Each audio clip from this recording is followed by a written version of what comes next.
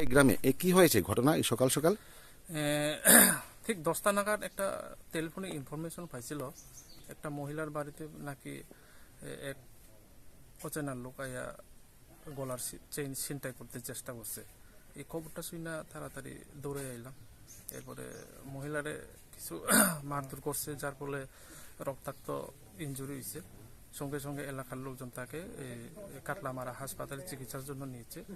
আমরা রাস্তাতে গিয়ে কথা বলেছি ওনার সঙ্গে।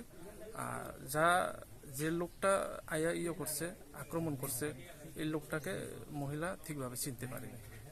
সে কি মানে এই কোন রকম অস্ত্র ছিল তার হাতে মহিলাকে যে? এটা একটা হাত দ্বারা নির্মিত একটা লোহার চাকু ছিল, সেটা দিয়ে অ্যাটাক করতে চেষ্টা করছে। আচ্ছা, ওকে আপনারা মানে কেউ মানে শনাক্ত করতে পারেননি বা কে বা কোথাকার? এখানে এত কোনো কিছু পাইনি। মহিলাটি জিজ্ঞাসা করতে সময় বলবো যে নাকি চিনতে পারি না। আচ্ছা, আপনার কি মনে হয় না এই যে এই মানে এই নেশার বারন্তে এই সমস্ত বিভিন্ন রকম বিচ্ছিন্ন ঘটনাগুলি ঘটছে? তখন অক্ষণে আপাতত সঠিক বলতে পারছি না কে এই ঘটনা করছে।